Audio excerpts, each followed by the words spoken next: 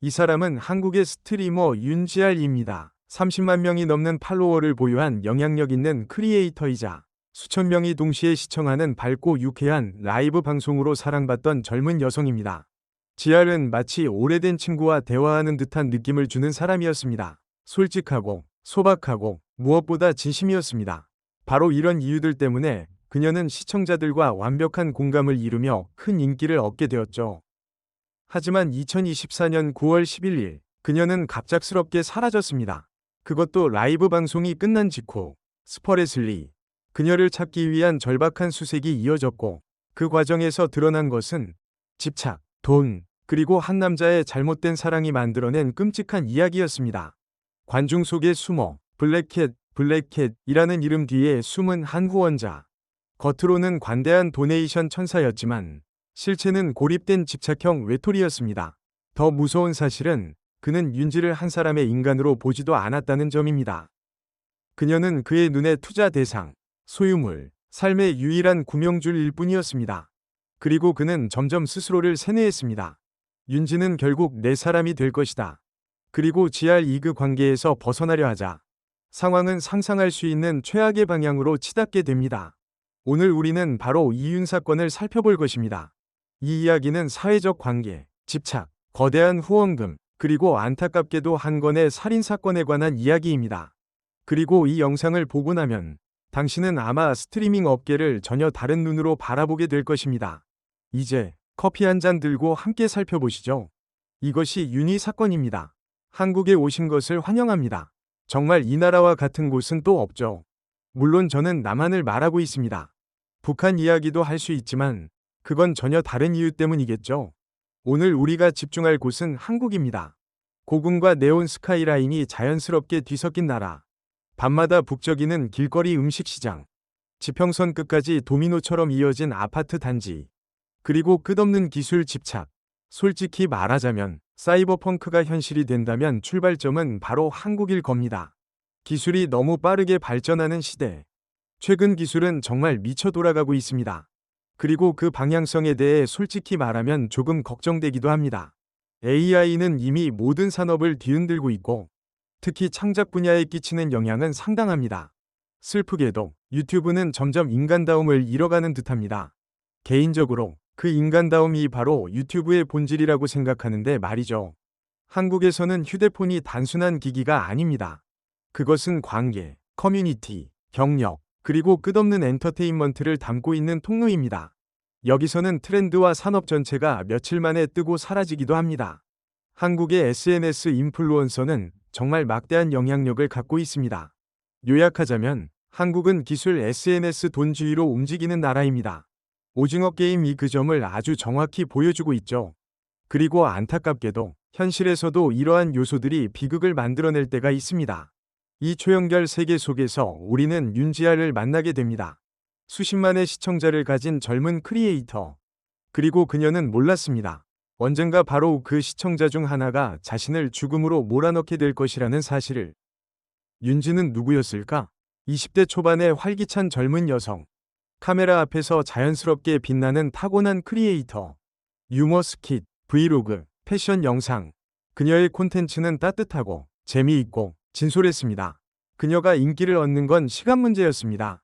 그리고 그녀가 사망했을 당시 지알은 틱톡 포함 모든 플랫폼에서 30만 명 이상의 팔로워를 보유하고 있었습니다. 친구들은 그녀를 성실하고 야망 있고 큰 꿈을 가진 사람이라고 기억합니다. 윤지는 자신을 단순한 인플루언서가 아니라 언젠가 SNS에서 도약해 배우로 성장하고 싶어하는 젊은 예술가로 여겼습니다. 그리고 아마 그녀의 가장 큰 매력은 시청자 모두를 진짜 친구처럼 대하는 태도였습니다. 라이브 방송에서 그녀는 감사 인사, 장난스러운 농담, Q&A, 그리고 때로는 사적인 고민까지 솔직하게 나누었습니다. 이런 진정성에 시청자도 마음을 열었습니다. 도네이션과 다양한 선물 아이템이 쏟아졌습니다.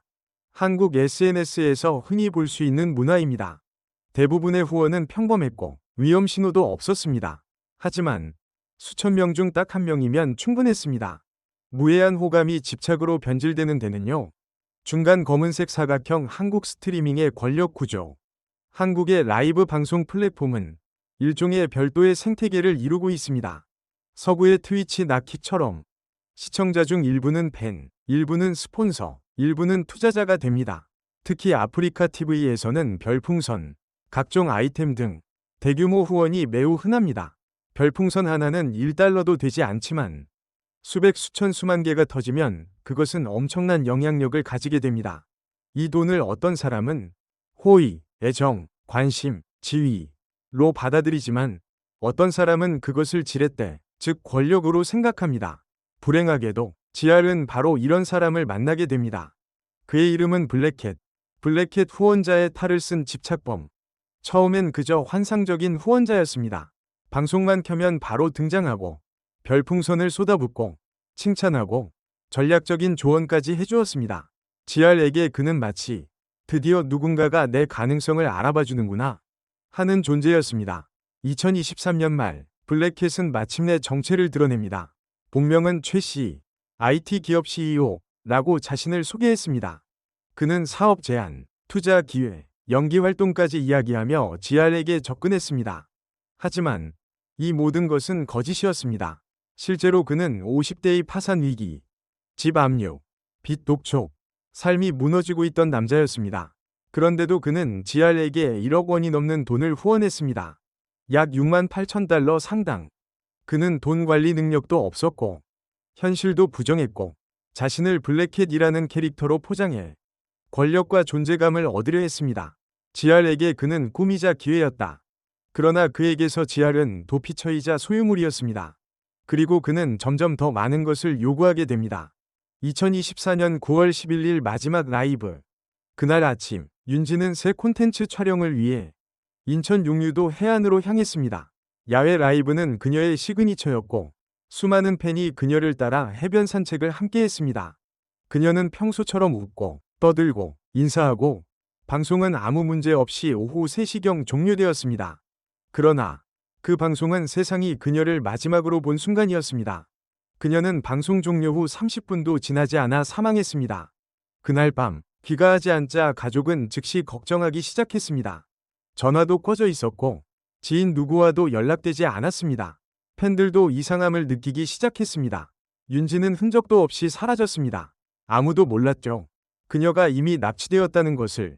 그리고 그녀가 발견된 장소는 그녀가 마지막으로 목격된 곳에서 차로 3시간 거리였습니다. 시신 발견.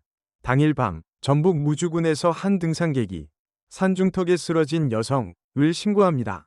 구조대가 급히 출동했지만 그곳에서 발견된 것은 윤지의 시신이었습니다.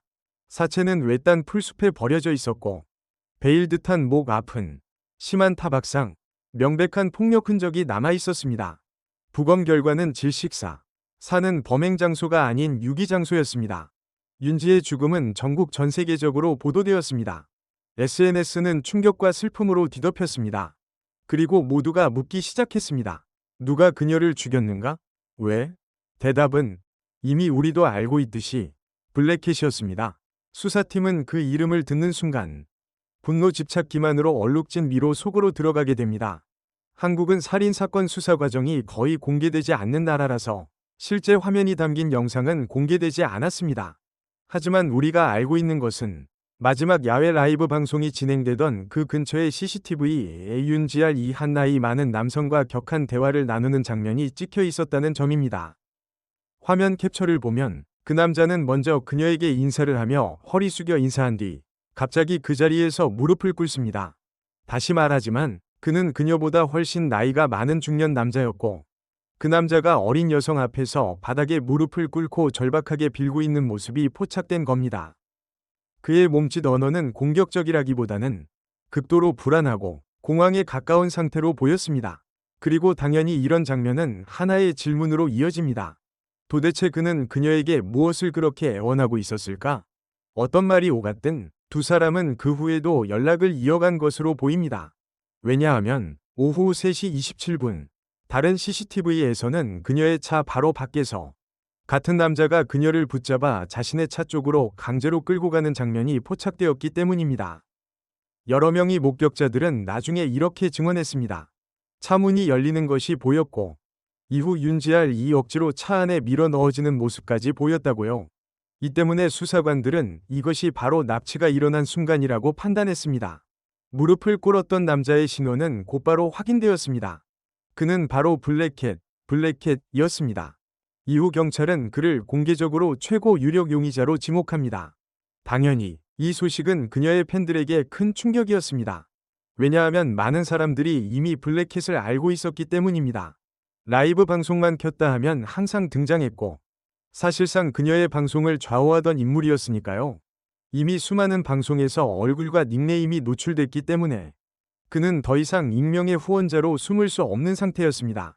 수만 명이 이미 그가 누구인지 알고 있었죠.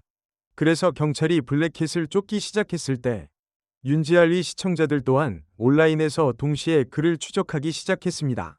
그리고 사람들이 그의 과거와 기록을 더 깊이 파고들수록 모두가 깨닫게 됩니다.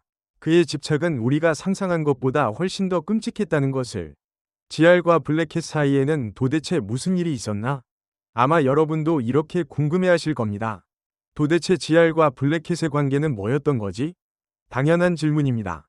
이걸 이해하려면 먼저 그들이 살던 온라인 세계의 구조를 이해해야 합니다. 저는 이미 여러 영상에서 비슷한 주제를 다룬 적이 있지만 다시 한번 강조하겠습니다. 인터넷, 특히 SNS와 스트리밍 세계는 굉장히 위험한 공간이 될 수 있습니다. 지알은 자신의 삶을 온라인에서 비교적 솔직하게 공유했고, 그게 바로 그녀의 매력이기도 했습니다. 그녀는 상처받기 쉬운 부분까지 드러내며 정직하게, 솔직하게, 투명하게 자신의 이야기를 했습니다. 그 말인즉 수십만 명의 사람들이, 그리고 그 안에는 블랙캣도 포함되어 있죠. 그녀에 대한 정보를 매우 많이 알고 있었다는 뜻입니다. 이들은 그녀를 보며 자기 마음대로 이미지를 만들어내고 일방적인 환상을 키우고 심지어 그녀와의 관계를 상상 속에서 만들기도 했습니다. 하지만 슬픈 진실은 그 많은 사람들 중 대부분에 대해 정작 윤지는 전혀 알지 못했다는 것입니다. 한국 스트리밍 후원 문화의 어두운 면. 문제가 복잡해지는 지점이 바로 여기. 한국 특유의 스트리밍 후원 문화입니다. 킥이나 트위치 같은 서구 플랫폼에서는 대부분의 후원자는 그냥 팬의 역할로 머무르는 경우가 많습니다. 하지만 한국의 몇몇 플랫폼에서는 고액 후원자들이 단순한 팬을 넘어 사실상 투자자처럼 행동하기 시작합니다. 내가 이 스트리머에게 이렇게까지 투자했으니 그만큼의 대가와 영향력이 있어야 한다. 그렇게 생각하는 사람들이 생깁니다. 그래서 어떤 이들은 더 많은 접근, 더 많은 영향력, 그리고 잘못된 경우에는 통제권까지 요구하게 됩니다. 불행하게도 지알 이 블랙캣과 겪은 일도 딱 이 패턴이었습니다. 최 씨, 즉 블랙캣은 단지 후원하고 응원하는 것만으로는 만족하지 못했습니다. 그는 통제해야 한다고 느꼈습니다.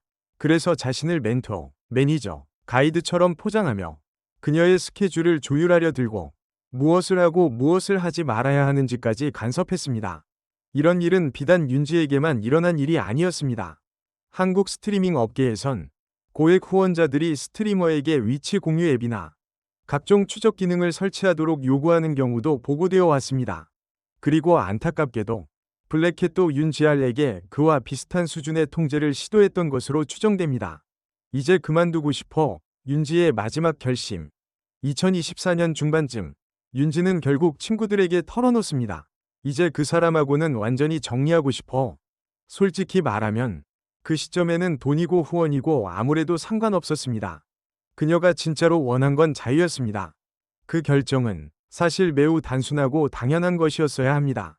하지만 블랙캣 같은 사람에게 있어 그녀를 잃는다는 것은 절대 받아들일 수 없는 일이었습니다. 그래서 윤지가 선을 그은 그 순간, 불행하게도 그녀의 운명은 거의 정해지고 말았습니다. 블랙캣의 민낯. 수사팀이 최 씨에게 다가갈수록 그가 지알과 시청자들에게 보여줬던 화려한 이미지가 완전히 거짓이었다는 사실이 드러납니다. 자칭 IT 기업 CEO, 성공한 사업가, 능력 있는 투자자. 현실의 그는 파산 직전의 50대 남성이었습니다. 집은 이미 압류 대상, 빚은 산더미, 생계도 불안정한 상태. 그런데도 그는 윤지알리 방송에서 1억 원이 넘는 돈을 쏟아부었습니다. 그가 한 행동을 정리하자면 자신의 미래를 윤지의 성공에 통째로 베팅한 것에 가깝습니다. 지알이 정말 잘 되기만 하면 나는 그 옆에서 매니저, 사업 파트너로 성공할 수 있을 것이다. 하지만 그런 일은 일어나지 않았고 일어날 가능성도 거의 없었습니다. 그의 이름과 닉네임은 윤지의 수많은 방송에서 이미 유명해졌습니다. 그리고 인생의 모든 영역에서 실패를 맛본 그에게 그 온라인에서의 주목은 마치 강한 중독성 있는 술과도 같은 도취감이었습니다. 처음에 그는 멘토, 후원자, 기회의 창구처럼 행동하며 윤지의 신뢰를 얻었습니다. 하지만 그녀가 그의 통제에서 벗어나려 하자 그의 가면은 완전히 벗겨지게 됩니다. 사건 직전의 집착, 그녀가 살해되기 전 며칠 동안 블랙캣의 행동은 완전히 무너져 내렸습니다. 여러 CCTV에는 그가 지하를 찾아와 대치하는 장면이 반복해서 찍혀 있었고 그가 보낸 메시지들은 더더욱 심각했습니다. 짜증 섞인 비난, 절박한 구걸, 집착 어린 사과, 그리고 떠나지 마라는 협박에 가까운 애원. 윤지는 분명하게 말했습니다. 이제 그만하고 멀어지고 싶다. 문제는 그녀가 떠나면 무너지는 것이 단지 그의 환상만이 아니라 그나마 붙잡고 있던 모든 희망 또한 함께 무너진다는 점이었습니다. 마지막 대면 그리고 납치. 용유도의 해변에서 방송을 마치고 윤지는 자신의 차로 돌아가고 있었습니다. 그녀는 몰랐습니다. 블랙캣이 이미 그녀의 라이브 방송을 통해 위치와 동선을 파악해 놓았다는 것을. 그는 그녀를 기다리고 있었습니다. 윤지가 차에 도착하자 최 씨는 그녀 앞을 가로막습니다. 둘은 거의 확실히 관계를 끊겠다는 그녀의 결정에 대해 날카로운 대화를 나눴을 것입니다. 윤지가 단호하게 선을 긋자 그는 무릎을 꿇고 빌기 시작했습니다. 하지만 그녀가 끝까지 거절하자 애원은 곧 분노로 바뀌었습니다. 그녀가 돌아서려는 순간 블랙캣은 그녀에게 달려들어 억지로 그녀를 차 안으로 밀어넣고 차를 몰고 도주합니다. 그 안에서 벌어진 일은 끔찍했습니다. 이후의 증거에 따르면 윤지는 얼굴과 온몸에 심한 타박상을 입었고 그 대부분은 바로 그 차 안에서 발생한 폭력이었습니다. 그리고 그 좁은 공간에서 그녀는 질식사로 생을 마감한 것으로 보입니다. 그가 손으로 목을 졸랐는지 도구를 사용했는지는 명확히 밝혀지지 않았습니다. 하지만 한 가지는 분명합니다. 그 과정은 몇 분간 이어졌고 그는 멈출 시간도 기회도 충분히 있었습니다. 그러나 그는 끝까지 멈추지 않았습니다. 그리고 몇 분 뒤 그녀는 숨을 거두었습니다. 치밀한 은폐 시도. 수사 과정에서 드러난 또 한 가지 사실은 블랙캣이 이미 커다란 여행용 가방을 준비해 두었다는 점입니다. 이것은 이 살인이 우발적인 폭발이 아니라 어느 정도 계획된 범행이었을 가능성을 강하게 시사합니다. 무주는 조용하고 산이 많은 지역으로 등산과 스키로 유명한 곳입니다. 그리고 동시에 누군가를 숨기기에도 좋은 장소이기도 합니다. 그는 시신을 큰 캐리어에 넣고 사람들의 눈을 피하기 위해 중간중간 내려 트렁크를 옮기기도 하며 이동했습니다. 용유도에서 무주까지는 3시간이 넘는 거리. 그 시간이면 누구라도 충분히 공포, 후회, 죄책감에 휩싸일 수 있습니다. 하지만 블랙캣은 그 시간 동안 도망과 은폐를 위한 계획만 실행했습니다. 그는 도중에 8번이나 차를 세우며 우회로를 타고 다른 마을에 들르고 고속도로에 올랐다가 다시 빠져나가기를 반복했습니다. 그는 이것이 타임라인을 흔들고 수사망을 교란시킬 것이라 믿었습니다. 하지만 실제로는 그 행동 하나하나가 오히려 그를 더 수상하게 만들었을 뿐입니다. 밤이 되자 그는 결국 인적이 드문 산 중턱에 차를 세웁니다. 어둠 속에서 그는 도로 옆으로 캐리어를 끌고 가 가방을 열고 윤지의 시신을 풀숲 위에 던져버립니다. 그러나 이는 아무 의미가 없었습니다. 몇 시간 뒤 그녀의 시신은 바로 발견되었으니까요. 아마 그는 그 외딴 산길이 자신의 죄를 영원히 덮어줄 거라 믿었겠지만 완전히 잘못된 판단이었습니다. 그가 집으로 돌아가는 길, 이미 그녀의 가족은 실종 신고를 했고 경찰은 납치 장면이 담긴 CCTV 영상을 확보한 상태였습니다. 그가 집에 도착하기도 전에 그의 이름은 이미 피의자 1순위로 지목되어 있었습니다.